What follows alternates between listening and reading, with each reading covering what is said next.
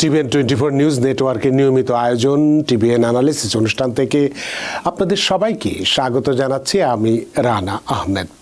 সুপ্রিয় দর্শক, আপনারা এই মুহূর্তে যারা ঘরে টেলিভিশন সেটের সামনে বসে অনুষ্ঠানটি দেখছেন কিংবা আরেকটু পরে টেলিভিশন সেটের সামনে বসে আপনাদের এই প্রিয় অনুষ্ঠানটি উপভোগ করবেন, কিংবা এই মুহূর্তে যারা ফেসবুক লাইভে ঢুকেছেন অথবা আরেকটু পরে ফেসবুক লাইভে ঢুকবেন, কিংবা আরও পরে সময় সুযোগ মতো যারা ইউটিউবে অনুষ্ঠানটি দেখবেন, তাদেরকেও আগাম স্বাগত জানিয়ে রাখি।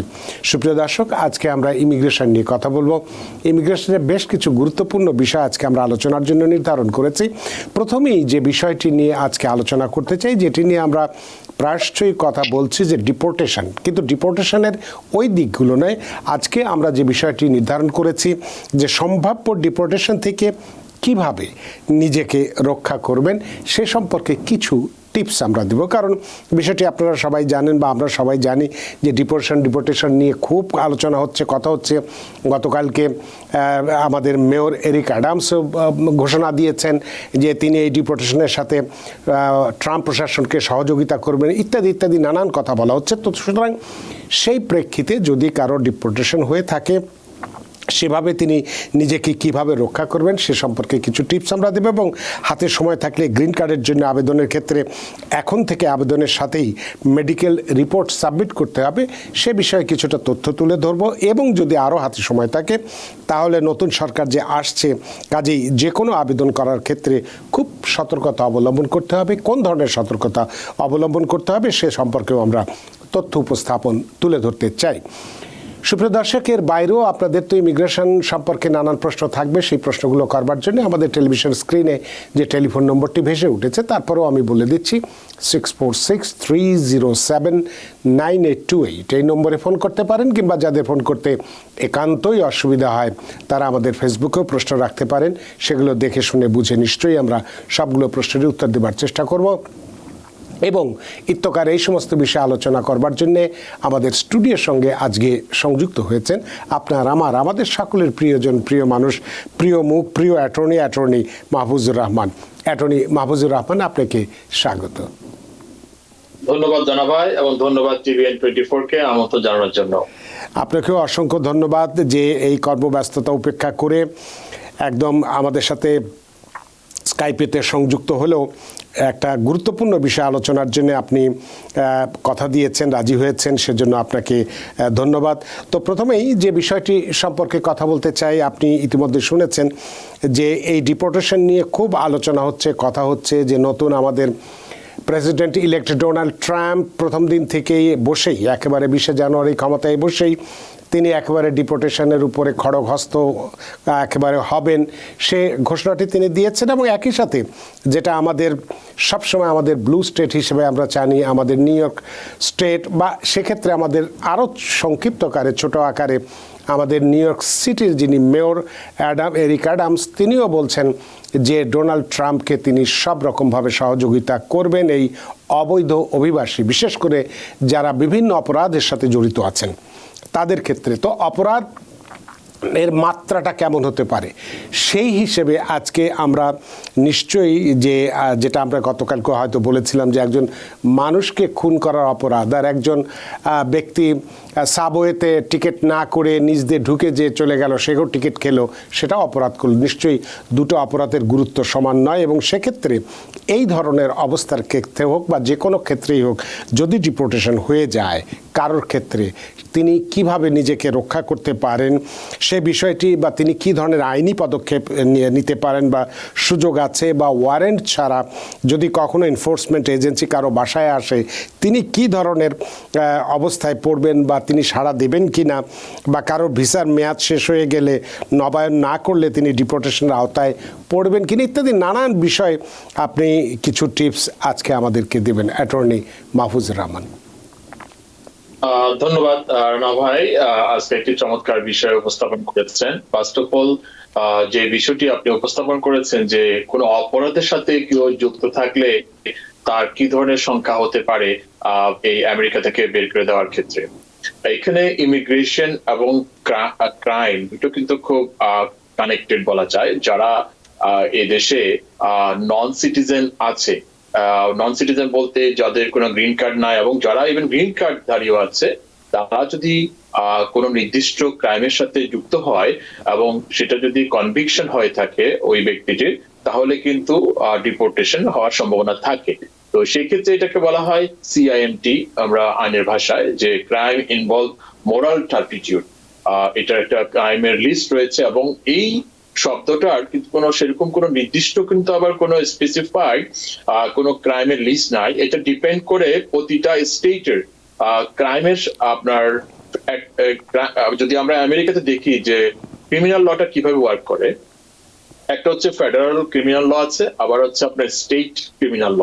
প্রতিটা স্টেটের নিজস্ব কিন্তু ক্রিমিনাল ল রয়েছে এবং এই ক্রিমিনাল ল মধ্যে কিছু কিছু ক্রাইমকে নির্দিষ্টভাবে সিআইএমটি অন্তর্ভুক্ত করা হয়েছে। সেটা যেটা কিনা বলা হয় বাংলা ভাষা যদি আমরা বলতে চাই যে নৈতিক স্খলন জাতীয় কোনো অপরাধের সাথে যদি কেউ যুক্ত হয় এবং সেটা যদি কনভিকশন পেয়ে থাকে, তাহলে কিন্তু তার ডিপোর্টেশনের ইমিগ্রেশন ল অনুযায়ী ডিপোর্ট করা যেতে পারে। আবার কিছু কিছু ক্রাইম রয়েছে যেটা কিনা সিএমটির বাইরে রয়েছে, সেটাতে কিন্তু অনেকে ক্রাইম হলেও কিন্তু তাকে ডিপোর্টেশন হওয়ার সম্ভাবনা নেই। যদি উনি নন সিটিজেন, এখানে যদি তার কোনো কেস পেন্ডিং থাকে অথবা লফুল পার্মানেন্ট রেসিডেন্ট থাকে, তাহলে কিন্তু আপনার তাকে ডিপোর্ট হওয়ার সম্ভাবনা কম। সেক্ষেত্রে আপনার যেমন একটা অপরাধের কথা বলা যেতে পারে, যেসব ক্রাইমের সাথে যুক্ত হলে আপনার যেটাকে সিএমটি হিসেবে ধরা হবে না। যেমন ধরা হয় যে আপনার ড্রাইভিং ইনফ্লুয়েন্স, আন্ডার ইনফ্লুয়েন্স, যেটা কিনা ফার্স্ট টাইম অফেন্ডার হলে সেটা কিন্তু সিএম পড়ে না। অর্থাৎ ডোমেস্টিক ভায়োলেন্স, যদি স্পাউসের সাথে ভায়োলেন্স হয়ে থাকে, সেটাও কিন্তু সিএমটির মধ্যে পড়ে না। এবং অনেক পজিশন, মারিজনা পজিশনে যদি কেউ আপনার কনভিকশন হয়, সেটাও কিন্তু সিএমটির মধ্যে পড়ে না। এবং আরো ফলস ইমপ্রিজনমেন্ট এবং ইনভলান্টারি ম্যানস্লাক্টার, এই ধরনের কিছু ক্রাইম রয়েছে যেগুলো কিনা সিএমটির মধ্যে পড়ে না। কিন্তু অন্যদিকে সামান্য থেপ, চুরিও কিন্তু সিএমটির মধ্যে পড়তে পারে। সেক্ষেত্রে কিন্তু সেটাকে মোরাল, তার যে মেন্টাল কন্ডিশন অপরাধ করার ক্ষেত্রে, সেটা কিন্তু বিবেচনা করা হয়। এটা বিশেষ করে ইমিগ্রেশন জাজের উপরে বার্তা যে কোন ক্রাইমটাকে তারা সিএমটি অন্তর্ভুক্ত করবে এবং কখন ওই ক্রাইমের জন্য তাকে ডিপোর্ট করবে, সেটা কিন্তু ইমিগ্রেশন জাজরা কিন্তু সেটা ডিসাইড করে থাকে সেক্ষেত্রে, যখন কোনো ইমিগ্রেশন প্রসিডিংস করা হয় অপরাধ করার কারণে। তো সেই ক্ষেত্রে অবশ্যই সতর্ক থাকতে হবে যারা নন সিটিজেন আছে, যেন কোনো প্রকার এই ধরনের সিচুয়েশন না পড়ে, কোনো প্রকার অপরাধের সাথে যুক্ত না হয়। এবং আপনি যে বিষয়টা উপস্থাপন করেছেন, এটার কিন্তু আরেকটা আমি বলি যে বর্তমানে যে ট্রাম্প প্রশাসন ক্ষমতা আসবে, এবং এটা কিন্তু প্রতিটা নন সিটিজেন যাদের কিনা ছোটখাটো ইভেন ট্রাফিক ভায়োলেন্স রয়েছে, তারাও কিন্তু একটা শঙ্কার মধ্যে আছে নাকি আমাদেরকে দেশ থেকে বের করে দিবে। আমি এমনও ব্যক্তি দেখেছি যারা কিনা গ্রিন কার্ড অলরেডি আছে, তারা ছোটখাটো ট্রাফিক ভায়োলেশন অথবা অন্য কোনো ছোটখাটো হ্যারাসমেন্টের কেসে, ডিসঅর্ডারলি কন্ডাক্টের কেসে তারা কনভিকশন ছিল অথবা এটা অলরেডি ডিসমিস হয়ে গেছে, স্টিল তারা সংখ্যায় আছে না তাদেরকে এসে ধরবে, এসে তাদেরকে দেশ থেকে বের করে দেওয়া হবে। আসলে কিন্তু সিচুয়েশন তাই নয়। সেটা কিন্তু আপনার কেস টু কেস ভ্যারি করবে এবং সেটা সিআইএমটির মধ্যে পড়লেই তাকে আপনার দেশ থেকে বহিষ্কারের প্রক্রিয়া শুরু করতে পারে। এখন প্রশ্ন হচ্ছে, যারা ফর এক্সাম্পল যে সিএমটি কেউ হয়ে গেল, তাকে দেশ থেকে বহিষ্কার করবে, অথবা আপনি যেটা বললেন যে বহিষ্কার ক্ষেত্রে ওয়ারেন্ট জরুরি কিনা, এবং যারা কিনা নন সিটিজেন আছে, যাদের কিনা এখানে আপনার কোনো স্ট্যাটাস নেই, অলরেডি ফাইনাল ডিপোর্টেশন অর্ডার রয়েছে এবং স্টিল তারা এই দেশে বসবাস করছে, সেই ক্ষেত্রে তাদের বহিষ্কারের প্রক্রিয়াটা কি হতে পারে? আপনি যেটা বললেন যে একটা ইস্যু রেজ করলেন যে ওয়ারেন্ট জরুরি কিনা তাকে ধরার ক্ষেত্রে। হ্যাঁ, অবশ্যই যদি আপনার কোনো ব্যক্তিকে যদি অ্যাপ্রিহেন্ড করতে চায়, ধরতে চায়, এখন কথা হচ্ছে যাদের কিনা ডিপোর্টেশন অর্ডার আছে অথবা সে কনভিক্টেড ক্রিমিনাল, মনে করেন সিরিয়াস ফ্যালোনি এবং অ্যাগ্রাভেটেড আপনার ফ্যালোনিয়াস ক্রাইমে কনভিক্টেড, সে রাস্তাঘাটে ঘুরছে এবং কাজ করছে কোথাও, তাকে কিন্তু আইস অফিসার অনায়াসে পাবলিক প্লেস থেকে ধরে তাকে প্রসেস করে ফেলতে পারে। আবার যদি সেই ব্যক্তিটি যদি বাসায় থাকে এবং যদি আইস অফিসার যদি তাকে ধরতে যায়, সেক্ষেত্রে কিন্তু বাসায় ঢুকে ফোর্সফুলি যদি তাকে ধরতে চায়, তাহলে কিন্তু ওয়ারেন্ট জরুরি। সেই এবং এটা নট অনলি ওই ক্রিমিনাল ব্যক্তির ক্ষেত্রে নয়, এবং যে কোনো নন সিটিজেন যাদের কিনা ফাইনাল ডিপোর্টেশন অর্ডার আছে, তারা যদি বাসায় থাকে এবং আইস যদি তাকে এনফোর্সমেন্ট করতে চায়, তাকে দরজা নক করবে, হেই তুমি কি এখানে আছো কিনা। এখন সে যদি স্মার্ট ওয়েতে দরজা না খুলে এবং আইস অফিসারকে পারমিশন না দেয়, তখন কিন্তু আইস অফিসার কিন্তু তাকে জিজ্ঞেস করবে যে ক্যান আই কাম ইনসাইড। তখন ও যদি না বলে, ইউএস সংবিধান অনুযায়ী ওই অফিসারের কোনো কিন্তু কোনো লিগ্যাল আপনার অথরিটি নাই যে সে জোর করে বাসায় ঢুকবে যদি তার হাতে ওয়ারেন্ট না থাকে।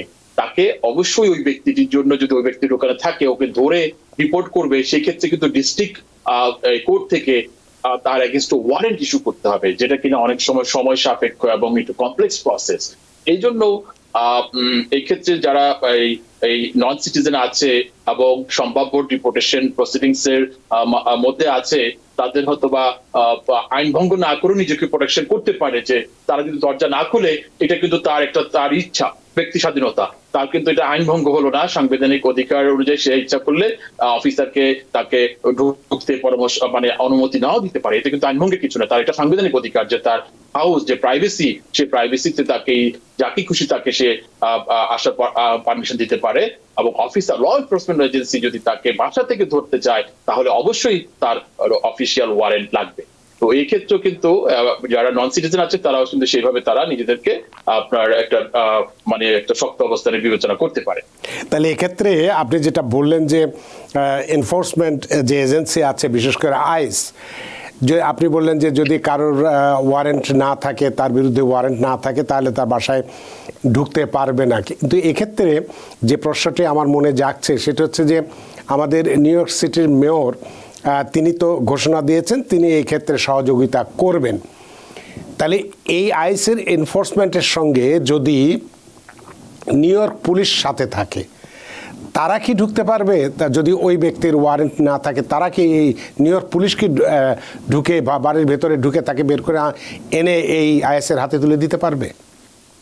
না, এখানে যে মেয়র যে কথাটা বলেছে যে সম্ভাব্য সহযোগিতার কথা, এবং এই সহযোগিতার শব্দটার সাথেই কিন্তু আমরা পরিচিত আছি যে সেঞ্চুরি সিটি, আমেরিকাতে অনেকগুলো যে সিটি, সেঞ্চুরি সিটি, এই শব্দটার কারণেই যে কিছু শহর রয়েছে তারা কিনা সহযোগিতা করে এবং করে না, যারা করে না তাদের সেঞ্চুরি সিটি বলা হয়। আর সহযোগিতার মিনিং হচ্ছে এটা যে তারা হচ্ছে আইস, তারা একটা এনফোর্সমেন্ট এজেন্সি, তারাও কিন্তু পুলিশের মতো, যারা immigration and custom enforcement agency, কিন্তু তারা হচ্ছে ফেডারেল এজেন্সি। তারা যদি লোকাল একটা স্টেটে কোনো একটা তাদের ল এনফোর্সমেন্ট করতে যায়, তাহলে লোকাল একটা এজেন্সি কিন্তু তাদের সারাউন্ডিং একটা কোলাটেরাল সহায়তা লাগে। কারণ যে কোনো সময় যে কোনো একটা আউটরিচ হতে পারে, একটা মনে করেন প্রোটেস্ট হতে পারে তাদের এগেইনস্টে, তখন তারা এই লোকাল ফোর্সকে তারা সহযোগী হিসাবে রাখে।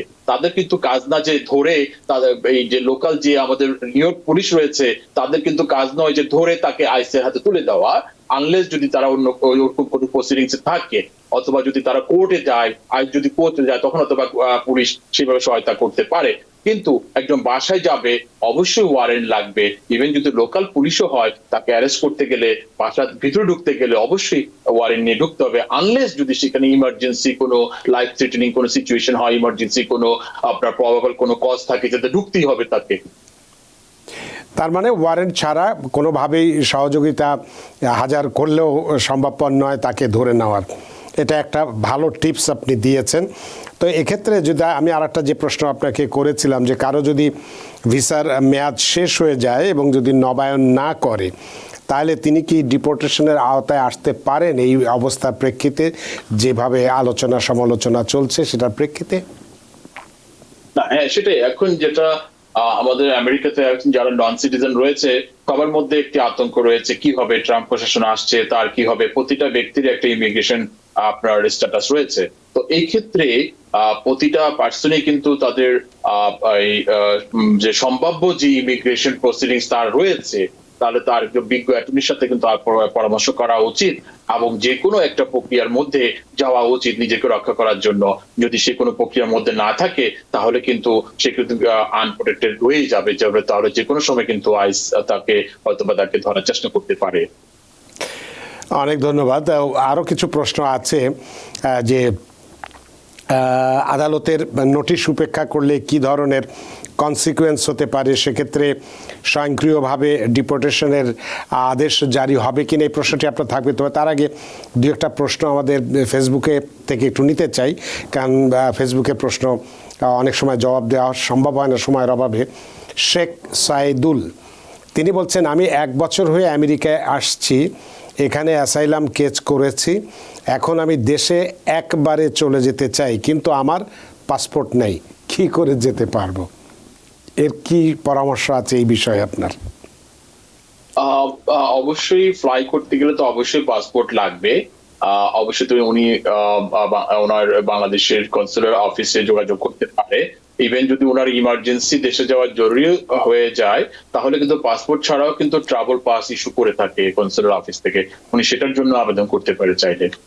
তো তার মানে যেহেতু সে একবারই চলে যেতে চাচ্ছে, অ্যাসাইলাম কেস করেছিল যদিও, কিন্তু সে এখন একবারে চলে যেতে চায়, পাসপোর্ট নেই, সেক্ষেত্রে আপনি যে পরামর্শ দিলেন সেটাকে পাসপোর্ট ছাড়াও সে চলে যেতে পারে, তাই তো? এটা এমবেসি কিন্তু ট্রাভেল পাস ইস্যু করে থাকে। অনেক ধন্যবাদ শেখ সাইদুল আপনার প্রশ্নের জন্যে। তানিশা জামান তিনি বলছেন, সিটিজেনশিপের ইন্টারভিউ কয়েকদিন পরে ডেট আসবে, আমি এই বছরের নভেম্বরের 2 তারিখ অ্যাপ্লাই করেছি, এ ব্যাপারে আপনার কি মানে তাকে কি পরামর্শ দেওয়া যেতে পারে? না, বর্তমানে আমরা যেসব অ্যাপ্লিকেশন সাবমিট করেছি তাতে দেখা যায় যে এভারেজ 4 থেকে 5 মাসের মধ্যে কিন্তু ইন্টারভিউ ডেট চলে আসছে। তো উনি যেহেতু নভেম্বরে ফাইল করেছে, আমার মনে হয় মার্চ এপ্রিলের দিকে উনি ইন্টারভিউ ডেট পেয়ে যাবেন। খুব শিগগিরই পেয়ে যেতে পারে। তানিশা জামান, নিশ্চয়ই আপনি আপনার প্রশ্নের জবাব পেয়েছেন। আহমেদ মোশতাক তিনি মিশিগান থেকে বলছেন এবং আমাদের TVN 24 নিয়মিত দর্শক। তিনি দুটো প্রশ্ন রেখেছেন। আমি একজন অ্যাসাইলাম সিকার, আমার কেস নিউ ইয়র্কে, কিন্তু আমি গত 1 বছর থেকে আইস অফিসের মাধ্যমে অ্যাড্রেস চেঞ্জ করে মিশিগানে অবস্থান করছি। আমার এখনও কোনো হিয়ারিং ডেট আসেনি। প্রশ্ন, আমি একটা বাড়ি কিনতে চাই মিশিগানে, আমার ওয়ার্ক পারমিট 5 বছরের আছে, সব কাগজপত্র ঠিক আছে, আমি কি একটা বাড়ি কিনতে পারবো? এবং আমি আইস ইনফর্ম করে অ্যাড্রেস চেঞ্জ করে বর্তমানে নিউ ইয়র্ক থেকে মিশিগান অবস্থান করছি, এতে কোনো সমস্যা হবে কিনা দয়া করে জানাবেন। আপনার কি পরামর্শ?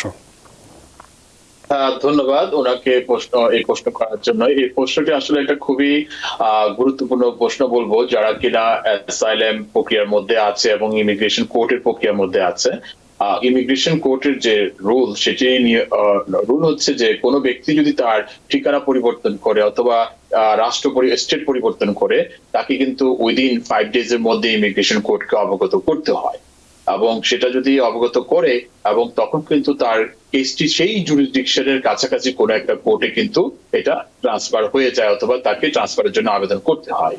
তো এই ক্ষেত্রে উনি যেটা বলেছে যে ওনার কেসটি নিউ ইয়র্কে আছে, উনি মিশিগানে অলরেডি মুভ করেছে এবং উনি ওনার জব এবং ওনার বাড়ি কেনার প্ল্যান করছে। তবে ওনার জন্য সবচেয়ে ভালো হবে অবশ্যই যেন নিউ ইয়র্ক কোর্ট থেকে ওনার কেসটি যেন মিশিগানের কোর্টে ট্রান্সফার করে নিয়ে যায়। তাহলে কিন্তু পরবর্তীতে যখন দেখা যাবে যে উনি নিউ ইয়র্কের কেসে ওনার কেসটি রেখেছে আর মিশিগানে উনি এস্টাবলিশ হয়ে গেছে, তখন কিন্তু ওনাকে ফোরাম শপিং বলে একটা কথা আছে, সেক্ষেত্রে গভর্নমেন্ট অ্যাটর্নি কিন্তু ওনাকে এলিগেশন করতে পারে যে তুমি এখানে ফোরাম শপিং করছো, যে নিউ ইয়র্ক এটা বেটার আর থাকছো মিশিগানের ফাইন্যান্সিয়াল বেনিফিটের জন্য, তখন কিন্তু ওনাকে ডিসক্রেডিট করার সম্ভাবনা রয়েছে। অনেক ধন্যবাদ আহমেদ মুশতাক, নিশ্চয়ই আপনি আপনার প্রশ্নের উত্তর পেয়েছেন। নার্গিস খান তিনি বলছেন, আমার মায়ের I-130 পিটিশন ডকুমেন্টারি কমপ্লিট হয়েছে গত বছর ডিসেম্বরে, এখনও কোনো ইন্টারভিউ ডেট আসছে না, এখন কি করবেন উনি? এ ব্যাপারে আপনার পরামর্শ কি? ধন্যবাদ ওনাকে প্রশ্ন করার জন্য। ন্যাশনাল ভিসা সেন্টারে আপনার প্যারেন্টস এর আবেদনগুলো দেখা যায় যে ডকুমেন্টারি কোয়ালিফাই হলেও এখন একটু বেশ সময় লাগছে, 8 থেকে 10 মাস সময় লাগছে। তবে উনি ন্যাশনাল ভিসা সেন্টারে একটা কোয়ারি পাঠাতে পারে যে ওনার কেসের স্ট্যাটাস জানার জন্য। অনেক ধন্যবাদ। নুরুল ইসলাম বলছেন আপার ডার্বি পেনসিলভেনিয়া থেকে, যে আমার বড় ছেলে সিটিজেন, তার ছোট ভাইয়ের বউ সহ মেয়ের জন্য ইমিগ্রেশন ভিসার জন্য মার্চ 30 ডিসেম্বর 2015 সালে আবেদন করে। তার মেয়ের বয়স 14 মে 2013 কি 2013 বুঝতে পারছি না। আমার নাতনি কি সঠিক সময় আসতে পারবে? এই ধরনের বোধহয় প্রশ্ন করেছে, প্রশ্নটি চলে গেছে। জি না, সিটিজেন যদি হয় এবং সিটিজেন তার ম্যারিড চাইল্ডের জন্য আবেদন করে, হ্যাঁ অবশ্যই ওই তো ম্যারিড চাইল্ডের সন্তানেরা, দ্যাট মিনস হচ্ছে নাতনি ওরাও কিন্তু আসতে পারে। অনেক ধন্যবাদ। মোহাম্মদ আলী সৌরভ সৌদি আরবিয়া থেকে বলছেন বোধহয়, সৌদি আরবিয়া থেকে নেক্সট জানুয়ারি ফেব্রুয়ারিতে আসতে চাচ্ছি ভিজিট ভিসা, আচ্ছা, কিন্তু আমি আসার পর অ্যাসাইলাম করলে ভালো হবে নাকি স্পন্সর খুঁজে EB3-তে কনভার্ট করলে ভালো হবে? EB3 কনভার্ট করলে আবার 7-8 বছর লেগে যায় শুনলাম। গ্রিন কার্ড পাইতে সে আসলে ইংরেজি বাংলা কথাগুলো ইংরেজিতে লেখা পড়তে সমস্যা হয়, কোনটা ভালো হবে আর কি সেটা তিনি জানতে চান। ওনার জন্য পরামর্শ হচ্ছে উনি যদি ভিজিট ভিসা আমেরিকা আসে, অবশ্যই উনি কোনো বিজ্ঞ অ্যাটর্নির সাথে আপনার প্রাইভেট আলাপ করতে পারে, ওনার সম্ভাব্য কি ধরনের ইমিগ্রেশন ব্যবস্থা উনি যেতে পারে। অনেক ধন্যবাদ। সুপ্রিয় দর্শক, আমরা একটু আলোচনায় আবার যেতে চাই। যে প্রশ্নটি করেছিলাম আপনাকে, যে আদালতের নোটিশ যদি কেউ উপেক্ষা করে কি ধরনের কনসিকুয়েন্স হতে পারে, সেক্ষেত্রে স্বয়ংক্রিয়ভাবে ডিপোর্টেশনের আদেশ জারি হবে কিনা, এই প্রশ্নটি আপনার কাছে থাকবে। তবে একটু টেলিফোনে যেতে চাই, আমরা টেলিফোনে কিছু প্রশ্ন আছে সেগুলো নিতে চাই। সুপ্রিয় দর্শক, কে আছেন টেলিফোনে? দয়া করে নাম পরিচয় বলে আপনার প্রশ্নটি করুন। জি, রানা ভাই, আসসালামু আলাইকুম। আমি নিউ ইয়র্ক থেকে বলছিলাম। আমি কালকে কল দিয়েছিলাম, ইয়েস্টারডে আমার একটা কোয়েকশন মিসিং ছিল। জি জি, সো আমার মেয়ে ইউএস সিটিজেন। সো রিসেন্টলি আমি অ্যাডজাস্টমেন্ট অফ স্ট্যাটাসের জন্য অ্যাপ্লাই করেছি। আমার ফিঙ্গারপ্রিন্ট হয়ে গেছে। আমার কোয়েকশন হলো, আমার একটা আন্ডার এজ চাইল্ড আছে ব্যাক হোম, হুজ 13 ইয়ার্স। 13 বছর বয়স। বলেছিলেন যে আপনার স্ত্রীও ভিজিট ভিসা আছে, উনি আসলে ওনার মাধ্যমে করবে না মেয়ের মাধ্যমে করবে, এটাই তো প্রশ্ন ছিল বোধহয় আপনার, নাকি? একটু ভালো করে আবার বলুন। জি, আমার কোয়েকশন হলো, মানে আমার তো এখন ফিঙ্গারপ্রিন্ট হয়ে গেছে, এখন আমার কতদিন লাগতে পারে আমার গ্রিন কার্ড আসতে, বা আমার ছেলেকে আমি অ্যাপ্লাই করতে কি আমি I-130 অ্যাপ্রুভ হওয়ার পরে করব না গ্রিন কার্ড আসার পরে করব? দুইটাই কোয়েকশন। অনেক ধন্যবাদ। অ্যাটর্নি মাহফুজুর রহমান। আপনার ছেলে কোথায়, আমেরিকাতে না বাংলাদেশে? এখন বাংলাদেশে আছে। ভিজিট ভিসা আছে তার। Visit visa. এই ক্ষেত্রে উনি অবশ্যই ওনাকে গ্রিন কার্ড পেতে হবে। ওনার সন্তানের জন্য আবেদন করতে গেলে I-130 অ্যাপ্রুভ হওয়ার পরও করার কোনো সুযোগ নেই। এবং উনি যদি গ্রিন কার্ড পেয়েও থাকে, সেক্ষেত্রে আরেকটা অপশন থাকে, অন্যান্য টিকিট থাকে ফলো টু জয়েন, সেটিও সম্ভব নয় এক্ষেত্রে। কারণ হচ্ছে উনি হচ্ছে ইমিডিয়েট রিলেটিভস ওনার মেয়ের, যে ওনার মেয়ের মাধ্যমে উনি গ্রিন কার্ড পাবে। উনি গ্রিন কার্ড পাওয়ার পরেই উনি ওনার ওয়াইফের জন্য করতে পারে। ওয়াইফের জন্য করলে একসাথে ওই ছেলের সন্তান সহ চলে আসতে পারবে। কিন্তু আমি যতদূর জানি যে ওর ওয়াইফেরও ভিজিট ভিসার আছে তার। কালকে উনি প্রশ্নটা করেছে, আমার মনে পড়ে। তাহলে কি ওনার মেয়ে কি ওনার ওয়াইফের জন্য করেছে আবেদন? তাহলে যদি ভিজিট ভিসা থেকে থাকে, তাহলে উনি আমেরিকা আসলে ওনার ওয়াইফের জন্য কিন্তু অ্যাডজাস্টমেন্ট করতে পারে সেক্ষেত্রে। কিন্তু সেক্ষেত্রে ওনার যে 13 বছরের ছেলেটি, সেটি একটু রিস্কে থাকবে। উনি যদি 13 বছর ছেলেটি এখানে আসে, হয়তো বা কোনো স্টুডেন্ট ভিসা অথবা অন্য কোনো ভিসায় উনি ট্রান্সফার নিতে পারে। এবং যদি সেটি না থাকে, তাহলে আনলফুলি যদি থাকে, 18 বছরের আগে যদি ওনারা যদি গ্রিন কার্ড পেয়ে এবং ওটার যদি প্রায়োরিটি ডেট পেয়ে যায়, তখন কিন্তু ওনাকে ওই সন্তানের জন্য অ্যাডজাস্টমেন্ট করতে পারবে সেক্ষেত্রে। অনেক ধন্যবাদ। প্রিয় দর্শক, আশা করি আপনার প্রশ্নের উত্তর পেয়েছেন। সুপ্রিয় দর্শক, কে আছেন টেলিফোনে? দয়া করে নাম পরিচয় বলে আপনার প্রশ্নটি করুন। হ্যালো, আসসালামু আলাইকুম। আমি মাহমুদ বলছিলাম জামাইকা থেকে। জি, আসলে আমার পাসপোর্ট রিনিউয়াল করব। আমার এটা কতদিন আগে করতে হয়, এবং রিনিউয়ালের ডেট, মানে পাসপোর্টের ডেট যদি চলে যায়, সেক্ষেত্রে কি ফাইন দিতে হয়? আপনার পাসপোর্ট কি আমেরিকান না বাংলাদেশি? জি, আমার পাসপোর্ট আমেরিকান পাসপোর্ট। আচ্ছা, জি। হচ্ছে যে এটা আমি কি অনলাইনে করলে ওয়েবসাইটের ইয়েটা কোন ওয়েবসাইটে করব, নাকি পোস্ট অফিসের মাধ্যমে করতে হবে? এই আর কি আমার কোয়েশ্চেন। আর সেকেন্ড কোয়েশ্চেন ছিল যে যদি ডেট ওভার হয়ে যায়, সেই ক্ষেত্রে কি আমার কোনো ফাইনের দিতে হবে কিনা? এটা আমার কোয়েশ্চেন ছিল। জি, আসসালামু আলাইকুম। ওয়ালাইকুম আসসালাম। অনেক ধন্যবাদ জনাব মাহমুদ আপনার প্রশ্নের জন্য। অ্যাটর্নি মাহফুজুর রহমান। হ্যাঁ, ধন্যবাদ ওনাকে প্রশ্ন করার জন্য। পাসপোর্ট রিনিউ অবভিয়াসলি ওনার এক্সপায়ারেশন আগে করাই ভালো। উনি এক্সপায়ারেশনের 6 মাসের মধ্যে সাধারণত আবেদন করে দিতে হয়। আর যদি ওনার অ্যাপ্লিকেশনটি যদি ইভেন এক্সপায়ার হয়ে যায়, পাসপোর্ট যদি এক্সপায়ার হয়ে যায়, স্টিল উনি রিনিউর জন্য আবেদন করতে পারে। সেক্ষেত্রে কোনো পেনাল্টি এবং কোনো প্রকার অসুবিধার কথা নয়। আর হচ্ছে উনি অনলাইনে করতে পারে, আবার সরাসরি যে কোনো পোস্ট অফিসে গিয়েও আবেদন সাবমিট করতে পারে। অনেক ধন্যবাদ জনাব মাহমুদ, আশা করি প্রশ্ন উত্তর পেয়েছেন। সুপ্রিয় দর্শক কে আছেন টেলিফোনে, দয়া করে নাম পরিচয় বলে আপনার প্রশ্নটি করুন। আসসালামু আলাইকুম। ওয়ালাইকুম আসসালাম। আমাকে শুনতে পাচ্ছেন? জি শুনতে পাচ্ছি, বলুন। আচ্ছা, আমার নাম বলাতে একটু প্রবলেম। আচ্ছা। প্রথমত TVN24 কে ধন্যবাদ ইমিগ্রেশন নিয়ে প্রোগ্রাম করার জন্য। আমি প্রায় সময় প্রোগ্রাম দেখি। ধন্যবাদ। তো আমার প্রশ্নটা হচ্ছে অ্যাটর্নি স্যারের কাছে। আমি আসলে অ্যাসাইলেম স্ট্যাটাসে এখানে আছি। জি। তো এই গত কয়েক মাস আগে আমার ফ্যামিলিগত কিছু প্রবলেম হয়েছিল আমার ওয়াইফের সাথে। তো আমার ওয়াইফ পুলিশ কল করে আমার নামে একটা কমপ্লেন করছে। ফ্যামিলি নিয়ে আমার 2টা বাচ্চাও আছে। তো এটা করার পরে সে কিছুদিন পরে রিয়েলাইজ করছে যে এটা সে ভুল করছে তারপর আমার যে লয়ার তাকে কেসটা মানে অর্ডার প্রোটেকশন আছে এটা উইথড্র করার জন্য তার কাছে লিখিত একটা আবেদন করছে। তারপর গত মাসে আমার এটা হিয়ারিং হয়েছে। হিয়ারিং হওয়ার পরে ওরা সব শোনার পরে অর্ডার প্রোটেকশন উঠানোর জন্য আমার লয়ার অ্যাপিল করছে। পরে বললো যে আসলে এই ব্যাপারে আমাদের কাছে কোনো ইনফরমেশন নাই, এটার সাথে এসিএস যুক্ত আছে, আরো বিভিন্ন যুক্ত আছে, আমাদের কাছে কোনো ইনফরমেশন নাই, যাতে আমরা এটা আপাতত উঠাইতে পারবো না। পরে নেক্সট শুনানি দিচ্ছে আমাকে ফেব্রুয়ারিতে হয়তো এটা ঠিক হয়ে যেতে পারে আর কি। ওরা বিভিন্ন জনের সাথে আমার ওয়াইফ কথা বলছে।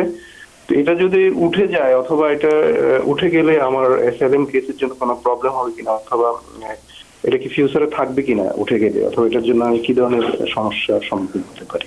অনেক ধন্যবাদ আপনার প্রশ্নের জন্য। অ্যাটর্নি মাহফুজুর রহমান। হ্যাঁ, যেটা আমরা আজকে শুরুতে আলোচনা করছিলাম যে ক্রাইম এবং ইমিগ্রেশন খুব কানেক্টেড এবং কি ধরনের ক্রাইমের সাথে ইনভলভ হলে এটা আপনার ডিপোর্টেশন সম্মুখীন হতে পারে। আমি যেটা বলছিলাম যে ডোমেস্টিক ভায়োলেন্সের যে স্পাউসের সাথে যে ঝগড়াঝাটি হয়, এর ফলে যে আপনার একটা ক্রিমিনাল আপনার কেসের যে সিচুয়েশন ফেস করে, এটি কিন্তু সিআইএমটির মধ্যে পড়ে না। এই ধরনের ক্রাইমের ক্ষেত্রে কিন্তু ওনাকে ডিপোর্টেবল ক্রাইম সাধারণত ধরা হয় না এই ধরনের ক্রাইম।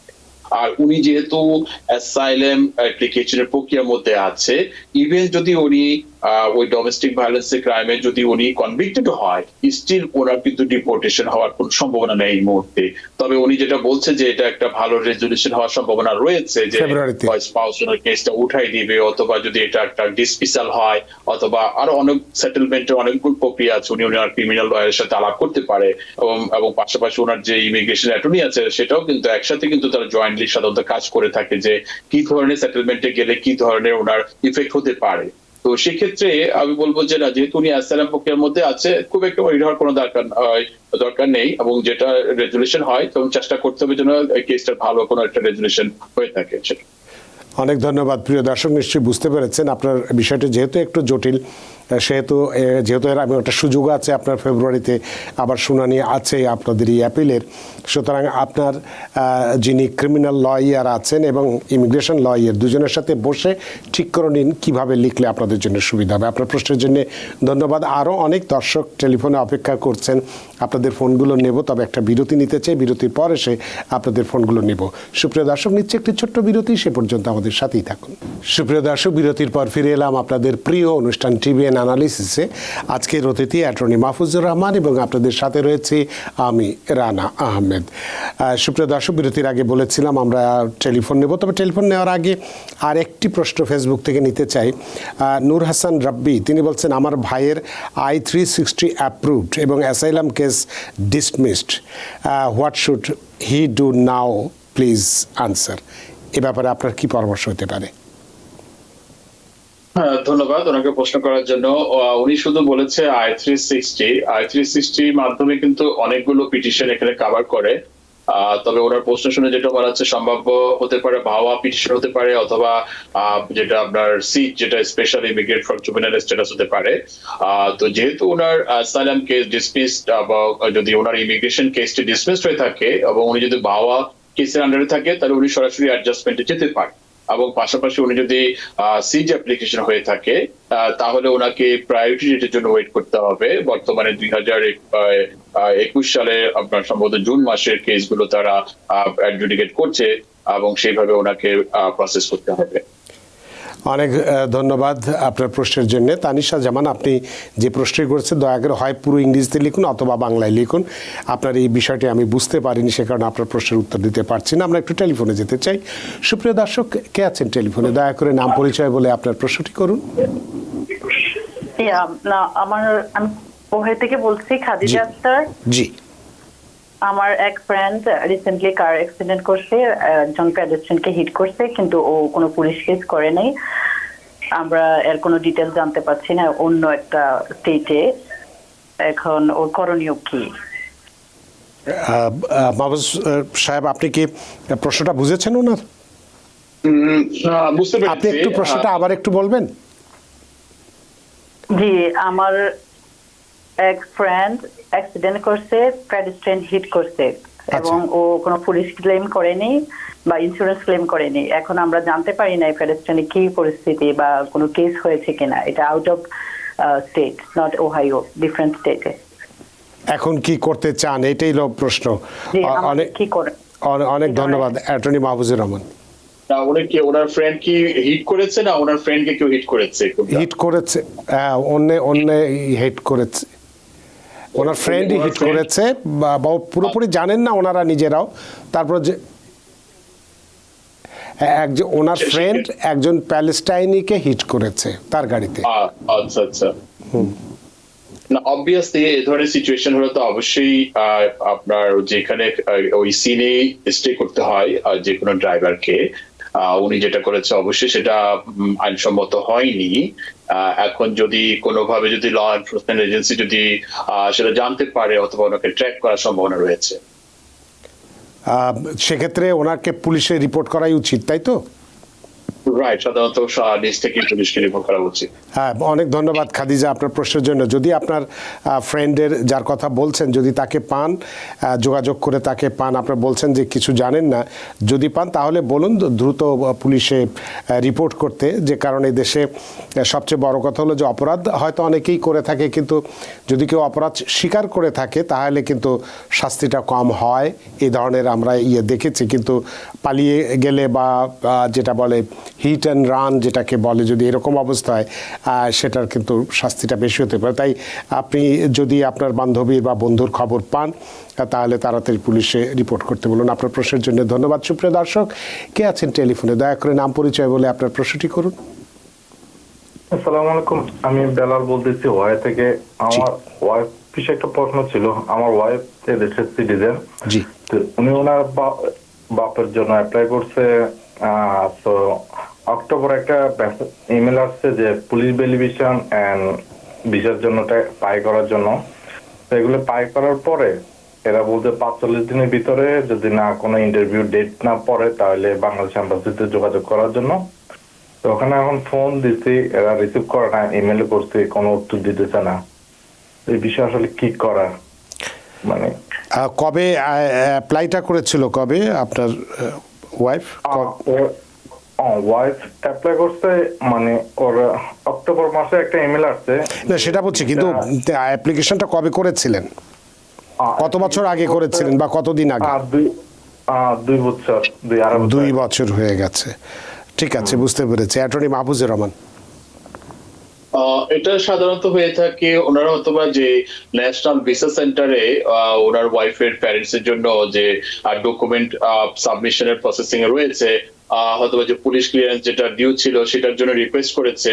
ওরকম আসলে আমার মনে হয় না যে প্রমিস করার কথা যে তুমি এটা সাবমিট করলে 45 ডেজ এর মধ্যে you will get a interview. হয়তোবা সেটা ওরকম একটা জেনারিক কোনো লেখা তারা পড়েছে। ওনারা যদি সমস্ত ডকুমেন্ট সাবমিট করে থাকে ন্যাশনাল ভিসা সেন্টারে, নেক্সট স্টেপ হচ্ছে ন্যাশনাল ভিসা সেন্টার ডিক্লেয়ার করবে ডকুমেন্টারি কোয়ালিফাইড। দেন হচ্ছে ওনাদেরকে একটা নির্দিষ্ট সময় অপেক্ষা করতে হবে, অ্যাটলিস্ট 3 থেকে 6 মাস অপেক্ষা করতে হবে ইন্টারভিউ ডেট পাওয়ার জন্য। ওই পুলিশ ক্লিয়ারেন্সের সার্টিফিকেট বোধহয় দিতে বলেছিল। রাইট রাইট, যদি অথবা মিসিং ছিল অথবা সেটা প্রপার ছিল না, সেই কারণে তারা নোটিফিকেশন পাঠিয়েছে। তো সুতরাং সেটা দিয়ে দিলে আর কোনো সমস্যার কথা হওয়ার কথা নয়, তাদের রিকোয়ারমেন্ট মোতাবেক ডকুমেন্টারি কোয়ালিফাইড হয়ে যাবে নেক্সট স্টেপে। অনেক ধন্যবাদ জনাব বিলাল। আশা করি আপনাদের এই সমস্যার সমাধান হয়ে যাবে যদি যেভাবে মেইলে তারা যদি কোনো রিকোয়ারমেন্ট দিয়ে থাকে সেই সমস্ত কাগজপত্র যদি সাবমিট করেন কোনো সমস্যার কথা নয়। আপনার প্রশ্নের জন্য ধন্যবাদ। সুপ্রিয় দর্শকে আছেন টেলিফোনে, দয়া করে নাম পরিচয় বলে আপনার প্রশ্নটি করুন। হ্যালো, আসসালামু আলাইকুম। আসসালাম। আমি ফারুক বলছিলাম পেনসিলভেনিয়া থেকে। জি, কেমন আছেন আপনারা? ভালো? আলহামদুলিল্লাহ। জি, প্রশ্ন করুন, সময় কম। আমার প্রশ্নটা হচ্ছে যে আমি আমার ভাই বোনদের জন্য 2012-এ অ্যাপ্লাই করছিলাম। জি। তো এখন তো প্রায় 10 বছরের বেশি হয়ে গেল, মানে তেমন কোনো প্রোগ্রেস হচ্ছে না। এখন আমার আব্বা আম্মা এখন হচ্ছে সিটিজেন, এখন যদি আমার মা যদি আমার মেরিট বাইবেলের জন্য অ্যাপ্লাই করেন, তাহলে এটা কি আরো আর্লি হবে নাকি না আমার যেটা অ্যাপ্লাই আগে ছিল করোনা সেটাই রাখা ভালো হবে? অনেক ধন্যবাদ জনাব ফারুক আপনার প্রশ্নের জন্য। অ্যাটর্নি মাহফুজুর রহমান। এটা এখন যে ইউএস সিটিজেন তার ম্যারিড চাইল্ডের অ্যাপ্লিকেশন এবং ভাই বোনের আবেদন খুব একটা ডিস্টেন্স মেনটেন করে না, যদিও বর্তমানে কিছুটা 3-4 বছর ডিফারেন্স রয়েছে। ইচ্ছা করলে আবেদন করতে পারে, তো কোনো বাধা নেই। যেই অ্যাপ্লিকেশনটি আগে আসবে সেই অ্যাপ্লিকেশনেই ওরা কিন্তু প্রসেসিং সম্পূর্ণ করতে পারে। তবে যেহেতু আমাদের তো এখন যতদূর আমরা জানি 2007 আগস্ট পর্যন্ত চলছে, 2012 এমনিতেই 4-5 বছর হয়তো পরে পাবে, আবার নতুন করে অ্যাপ্লিকেশন করলে কোনো সমস্যা নেই, কিন্তু খুব একটা লাভ হবে বলে মনে হয় না। আপনার কি মনে হয়? না, খুব কাছাকাছি, আমার কাছে মনে হয় কাছাকাছি, বাট করে রাখতে পারে, করে কোনো রাখতে বাধা নেই। সেটাই তো। অনেক ধন্যবাদ জনাব ফারুক আপনার প্রশ্নের জন্য। সুপ্রিয় দর্শক কে আছেন টেলিফোনে, দয়া করে নাম পরিচয় বলে আপনার প্রশ্নটি করুন। হ্যাঁ জি, আমি আজিজুল বলছিল ব্রঙ্কস থেকে। জি, তো আমার প্রশ্ন হচ্ছে যে আমি ফ্যামিলি ভিসায় সেপ্টেম্বরের আপনার 14 তারিখে আসছি নিউ ইয়র্কে, কিন্তু আসার পরে এখন আমি কোনো গ্রিন কার্ড হাতে পাই নাই। জি, আমি সরকারি সোনালী ব্যাংকে চাকরি করি, তো এখন আমি কি চাচ্ছি যে আমার চাকরি বাঁচানোর জন্য চলে যাওয়ার জন্য, যদি চলে যায় তাহলে আমার গ্রিন কার্ড পাইতে কোনো অসুবিধা হবে কিনা বা কি করণীয়? অনেক ধন্যবাদ আপনার প্রশ্নের জন্য। Attorney Mahfuzur Rahman. Green card, immigrant ভিসায় আসলে গ্রিন কার্ড না পেলেও কিন্তু ট্রাভেল করা যায়, চলে যেতে পারে। ওনার আসার পরেই কিন্তু ওনার পাসপোর্টে টেম্পোরারি একটি মেয়াদ দিয়ে দেওয়া হয়, 1 বছরের জন্য ওনাকে টেম্পোরারি গ্রিন কার্ড দিয়ে দেওয়া হয়। ওটার বেসিসে কিন্তু উনি দেশে ট্রাভেল করতে পারে। তবে ওনার জন্য সেফ হবে যদি লোকাল কোনো ইমিগ্রেশন অফিসে গিয়ে একটা অ্যাপয়েন্টমেন্ট নিয়ে আলাদাভাবে আরেকটি স্ট্যাম্প করায় নিতে পারে 1 বছরের জন্য, তাহলে ওনার পরবর্তীতে আবার ব্যাক করতে কোনো সমস্যা হবে না। গ্রিন কার্ডটি পাঠিয়ে দিলে এখানে উনি হয়তো পরে এসে পিক করতে পারে, অথবা কেউ পাঠিয়ে দিলে সেই গ্রিন কার্ড নিয়েও উনি পরবর্তীতে ট্রাভেল করতে পারবে। অনেক ধন্যবাদ জনাব আজিজুর রহমান আপনার প্রশ্নের জন্য। আবারও ধন্যবাদ। আমাদের হাতে সময় নেই, যদিও আপনাকে একটা প্রশ্ন আমি রেখেছিলাম, ছোট্ট করে যদি সেই জবাবটি একটু দিতেন আদালতের নোটিশ উপেক্ষা করলে কি ধরনের কনসিকুয়েন্স হতে পারে, সেক্ষেত্রে স্বয়ংক্রিয়ভাবে ডিপোর্টেশনের আদেশ জারি হবে কিনা? আদালতের নোটিশ বলতে অনেক রকম নোটিশ হতে পারে। একটা হচ্ছে ডিপোর্টেশন অর্ডার, যে তোমাকে ডিপোর্টেশন অর্ডার দেওয়া হলো এবং 30 ডেজ এর যে একটা আপিল প্রসেস থাকে, সেই আপিলে যদি না যায় তাহলে কিন্তু ডিপোর্টেশন অর্ডার ফাইনালাইজ হয়ে যায়, তখন কিন্তু তাকে দেশ ত্যাগ করতে হয়। না হলে তাকে কিন্তু আবার এখানে সিভিল মনিটারি পেনাল্টিরও কিন্তু ব্যবস্থা রয়েছে। ইচ্ছা করলে তার এগেইনস্টে কিন্তু পেনাল্টিও কিন্তু তার থেকে চাইতে পারে ডিপোর্টেশন করার পাশাপাশি। আবার অনেক আরেকটি অর্ডার রয়েছে, যেমন ভলান্টারি ডিপার্চার। অনেকে কিন্তু আবার ভলান্টারি ডিপার্চার নিয়ে থাকে যে আমি স্বেচ্ছায় চলে যাব 30 দিন 60 দিন পরে, সেটি যদি না যায় তখন কিন্তু অটোমেটিক ডিপোর্টেশন অর্ডার কিন্তু কার্যকর হয়ে যায়, এবং একইভাবে কিন্তু সিভিল মনিটরি পেনাল্টিও কিন্তু তার উপরে আপনার অ্যাপ্লাই হতে পারে। তার মানে আদালতের আদেশকে উপেক্ষা করা মোটেও ঠিক নয়। অনেক ধন্যবাদ জনাব মাহফুজুর রহমান। আসলে আমাদের হাতে সময় নেই, কিন্তু অনেক প্রশ্ন আরও ছিল, সেগুলো আর করতে পারছি না, সময়ের দড়িতে আমরা বাধা, সময়ের সীমানা টপকানো খুব কঠিন ব্যাপার, তাই অনুষ্ঠানটা শেষ করতে হচ্ছে। অ্যাটর্নি মাহফুজুর রহমান, জানি আপনি অনেক ব্যস্ত মানুষ, সেই ব্যস্ততা উপেক্ষা করে আমাদের স্টুডিওর সঙ্গে আজকে সংযুক্ত হয়েছেন এবং খুব গুরুত্বপূর্ণ বিষয়টি নিয়ে, যেটি একদম হট টপিক, সেটি নিয়ে কথা বলেছেন এবং সম্ভাব্য কিভাবে এটা থেকে রক্ষা পাওয়া যেতে পারে ডিপোর্টেশন থেকে, তার চমৎকার কিছু টিপসও দিয়েছেন। সত্যি আমরা ঋদ্ধ, আমরা প্রাণিত। ধন্যবাদ দাদা ভাই, এবং ধন্যবাদ টিভিএন 24 কে আমাদের জানার জন্য। আপনাকে আবারও ধন্যবাদ। সুপ্রিয় দর্শক, এতক্ষণ আমরা আলোচনা করলাম সম্ভাব্য ডিপোর্টেশন থেকে কিভাবে নিজেদেরকে রক্ষা করা যাবে, সে সম্পর্কে কিছু টিপস দিয়েছি। আপনাদের প্রচুর প্রশ্নের উত্তর দিয়েছি, সেটা ফেসবুক এবং টেলিফোন থেকেও। আশা করি আজকের অনুষ্ঠান আপনাদের যথেষ্ট ভালো লেগেছে। সুপ্রিয় দর্শক, যে যেখানেই থাকুন, ভালো থাকুন, সুস্থ থাকুন, নিরাপদে থাকুন। থাকুন টিভিএন 24 নিউজ নেটওয়ার্কের সাথেই। শুভরাত্রি। টিভিএন 24 টেলিভিশন দেখতে আজই কল করুন 7187776556। লগ ইন করুন www.totalcablebd.com। নিউ ইয়র্ক থেকে সম্প্রচারিত টিভিএন 24 টেলিভিশন বিশ্বজুড়ে বাঙালির কণ্ঠস্বর।